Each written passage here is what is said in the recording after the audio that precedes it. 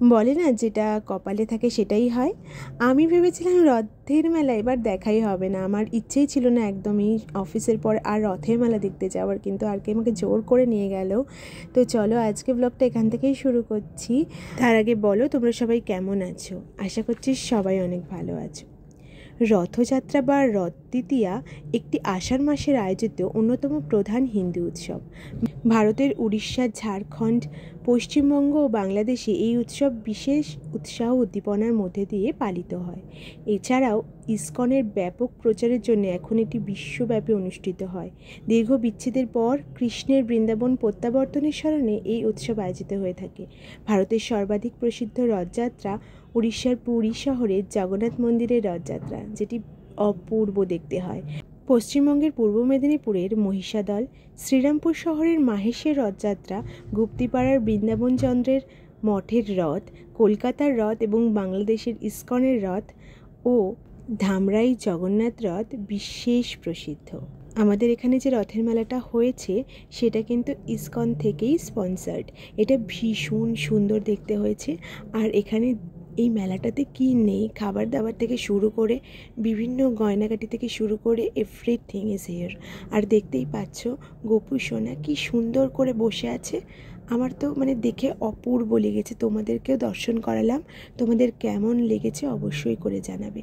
আর যারা যারা রথের মেলা দেখে ফেলেছ তাদের কেমন লেগেছে তারাও কিন্তু কমেন্টে লিখে জানাতে পারো।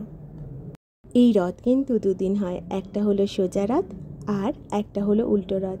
দুদিন হয় মানে দুদিন আনন্দ তা নয়, এই মাঝখানে 7টা দিন উল্টো রথ আর সোজা রথের মাঝখানে যে 7টা দিন থাকে এই পুরো দিনটাতেই কিন্তু মেলাটা থাকবে আর ভীষণ মজা হবে। তাই তোমাদের হাতে এখনও টাইম আছে, তোমরা চাইলে এই মেলাটা দেখতে আসতেই পারো। আর এই মাসির বাড়ি অর্থাৎ গুন্ডিচার বাড়ি, মানে জগন্নাথ দেবের মাসি হলো গুন্ডিচার। পরপর 3টি সুসজ্জিত রথে চেপে মাসির বাড়ি যাওয়া বা মাসির বাড়ির উদ্দেশ্যে যাওয়া, এই যাওয়াটাকেই বলা হয় সোজা রথ। আর 7 দিন পরে যে জগন্নাথ দেব মন্দিরে ফিরে আসে সেই দিনটাকে বলা হয় উল্টো রথের দিন।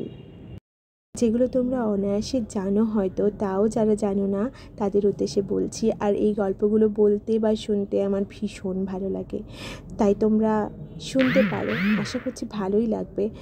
আর তারপর তো মেলাটার ভিতরে গেলাম একটু, ভীষণ সুন্দর সুন্দর কস্টিউম, জুয়েলারি, সুন্দর কানের দুল, তারপরে ছোট্ট ছোট্ট ব্রেসলেট, পার্ল নেকলেস থেকে শুরু করে সমস্ত কিছু। তারপর ক্লিপস তো আছেই, বোজ আছে, সুন্দর সুন্দর হেয়ার ব্যান্ড আছে, তারপরে তো আরও অনেক কিছুই দেখতেই পাচ্ছ তোমরা, হেয়ার অ্যাক্সেসরিজ থেকে শুরু করে সমস্ত কিছু। তারপর তো ছোট ছোট স্টাড কানেরগুলো যেগুলো হয়, যারা ছোট্ট কানে পরতে ভালোবাসো তাদের জন্য কিন্তু এখানে রয়েছে ভীষণ ভালো অপশানস। তারপর মঙ্গলসূত্র, যারা বিবাহিত আছো তারা মঙ্গলসূত্র পরতে ভালোবাসো তারা এখান থেকে সুন্দর নেকলেস, মঙ্গলসূত্র আর এরকম নর্মাল চেন উইথ লকেটও নিতে পারো। এরকম সুন্দর সুন্দর চুড়ি, যেগুলো ব্যাঙ্গেলস বলতে পারো, এগুলো এখানে আছে ভীষণ সুন্দর। তার থেকেও সুন্দর আছে জিনিসপত্র, ঠাকুরের লকেট থেকে শুরু করে সব কিছু। তারপরে তো এখানে ইভিল আই লকেট আলা সমস্ত জিনিসপত্র আছে। আর এই লকেটগুলো আমার ভীষণ পছন্দ হয়েছিল, কিন্তু যেহেতু আমি এগুলো পরি না তাই নিইনি, বাট ভীষণ সুন্দর। তোমরা যারা এগুলো পরো তারা অনায়াসে এগুলো কিনতে পারো, ভীষণ ভালো লাগবে।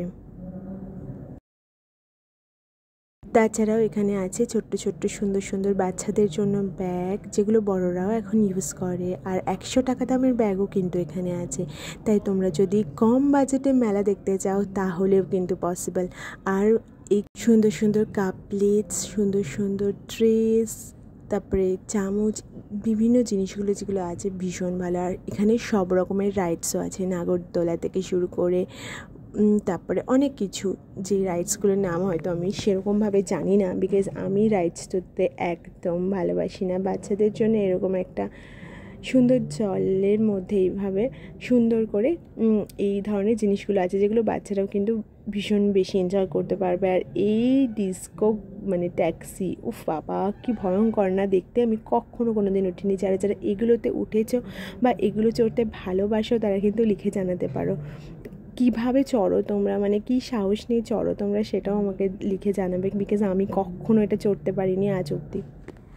তারপর তো রথের মেলা জিলিপি ছাড়া একদমই অসম্পূর্ণ, তাই কিছু জিলিপি রাজকুমার কিনছিল, তাই আমি একটু দাঁড়িয়েছিলাম। ভীষণ ভালো ছিল জিলিপিগুলো খেতে, আর যেগুলো মানে ভাত ছিল সেগুলোই নেওয়া হয়েছে। আর তারপরে এই চুড়ির দোকানটা দাঁড়িয়ে আমরা একটু চুড়ি দেখছিলাম বেরোনোর আগে। তারপরে দেখো কার সাথে দেখা হয়েছে, সোনামার সাথে দেখা হয়ে গেছে। সোনামা মানে তোমরা সবাই জানো তন্দ্রিমার মেয়ে, সুন্দরী একদমই, মানে ওর সাথে অনেকক্ষণ ধরে আমরা খেলা করলাম, একটুখানি গল্প করলাম, ওর সাথে অনেক টাইম স্পেন্ড করেছি। তারপরে তো দেখো দিদা তো বিরক্তই হয়ে গেছে যে যাও তোমরা এবার আমরা একটু মেলা দেখি। তারপরে আমরা গেলাম। কেমন লাগলো আমার ব্লগটা অবশ্যই করে জানিও। যদি কিছু ভালো লাগে তাহলে please do like, share, subscribe to my channel. Thank you for watching, love you all. সবাই খুব ভালো থেকো, সুস্থ থেকো, আর আমার ব্লগ দেখতে থেকো, আর একটু ভালোবাসা দিও আমাকে। আজকের মতো এই পর্যন্তই, দেখা হবে অন্য কোনো নতুন ব্লগে। চলো tata and bye, thanks for watching.